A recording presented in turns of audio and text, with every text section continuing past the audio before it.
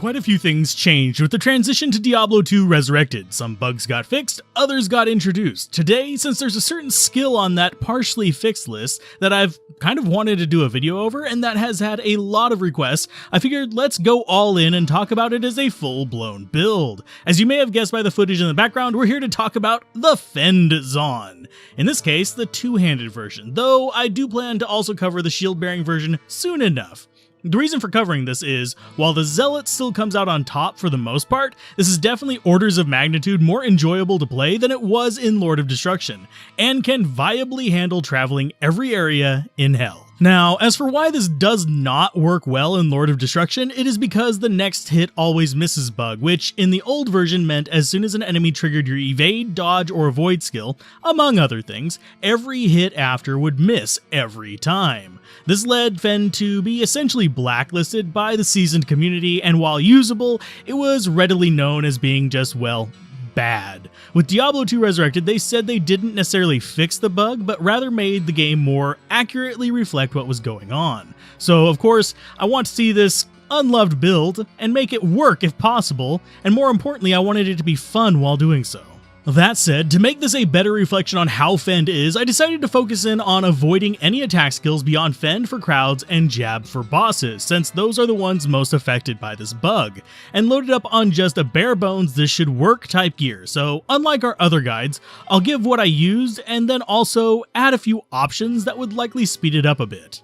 Though before we start in on the equipment, let's get the obligatory stats and skills out of the way. Stat-wise, I went with the bog standard enough strength and dexterity for gear and the rest into vitality. We have plenty of sources of plus attack rating and the ability to amplify those just fine with skills, so chance to hit is not going to be an issue, especially with how far we are limited with our skill distribution. We can actually dump into things that will help even more.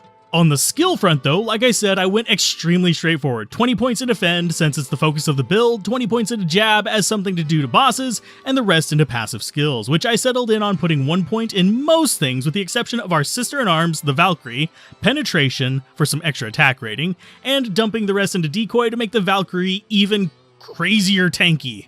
As far as our mercenary, since we're all physical damage, a Reaper's Toll Might mercenary was an obvious choice since it gives us even more damage boosts, and the Decrepify from Reaper's Toll helps us cut through enemy resists, namely physical immunities and such. A similar option, but without the Might aura, would be an Act 5 mercenary with Lawbringer, but you'd miss out on the Might. You would still get kind of like the helpful other tools though. The rest of the gear is standard fare, resists and life leech being the cornerstone of pretty much any standard physical damage mercenary. As far as our gear, I wanted to go a little bit balanced in offense and defense, just in case this didn't work out as well as I want, but since we're going with two-handed spears, we might as well go with one of the best, so I grabbed my Breath of the Dying War Pike, since it's the closest I have to what would be ideal, which would be an ethereal +3 matriarchal pike for more attack rating and damage. The other nice options are things such as an upped Hone Sudanyari, or even a number of mid-tier runeward or unique spears that are available, just upgraded to the elite version so they can do some decent damage. Since you can get some nice side effects on quite a few of them, we just generally want either high damage or a lot of crushing blow. On the armor, I was slightly worried I wouldn't have quite enough damage to make this run smoothly, so I went with the Spearzon trick of using Fortitude, and it worked out just fine. If you find yourself hurting on resists, Chains of Honor would work just fine, or if you want Teleport, this can survive without problem with Enigma as well. The reality is this build seems to really only have issues with physical immune, so armor is free to swap up. It's even possible to use Treachery to get 45% increased attack speed to free up some of your other slots or make up for a somewhat slower weapon, but I think you can get more value in your armor specifically. In the helmet slot, I used an attack speed jeweled Vampire's Gaze, since I don't know where my speed Guillaume's is. It's lost somewhere in one of my mercenaries, or I would have probably worn it instead for the Crushing Blow. That said, the damage reduction, dual leech, and other nice mods make this not a bad option either, though you definitely want the attack speed from it either way. You want that 15% increased attack speed. If you can get more with a better helmet, go for it. It can actually be somewhat decent. But that's because spears are usually relatively slow. There are some faster ones, with matriarchal and war pikes being 20s, which is really slow, and means you need about 125% attack speed boost to overcome them. That's weapon plus armor, rings, etc. Well, you can't get attack speed on rings, but that's beside the point. You need 125% to get a decent attack speed out of it. The gloves and belt are also chosen for this increased attack speed. Again, I'm running Lava Gout for a 20% increased attack speed and the auto cast of enchant, so I don't have to worry about whipping out demon limbs to keep recasting that nonsense. Other alternative things would be laying of hands or blood gloves with attack speed and crushing blow. On the belt, we went with Nosferatu's. This is a sort of a double whammy, allowing us not only faster attack, but also slowing the enemy down, making us harder to interrupt.